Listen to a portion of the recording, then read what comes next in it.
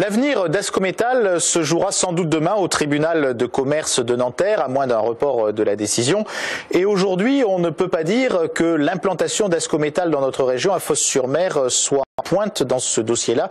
Il y a aujourd'hui deux repreneurs crédibles, un repreneur français et un repreneur brésilien. Le repreneur français veut reprendre tous les sites et donc il y aurait très peu de cas social. Le repreneur brésilien, un des leaders mondiaux de l'acier et des aciers spéciaux, dit qu'il est plutôt intéressé par deux implantations d'Ascométal en France, celle de Dunkerque et une autre à Agondange pour des aciers qui sont spécialisés soit pour automobile allemande, l'industrie automobile allemande, soit pour le pétrolier et le gazier. Alors, c'est une illustration quand même d'une contradiction. Il y a quelque temps, on disait, le sud de la France, notamment la région Provence-Alpes-Côte d'Azur ou la région Languedoc-Roussillon, sont moins touchés par la crise économique que d'autres régions parce qu'elles n'ont pas un patrimoine industriel fortement développé. Eh bien, on voit que dans le domaine de l'acier, même s'il y a de fortes compétences sur Fos-sur-Mer, eh bien, on peut être touché par cette crise internationale.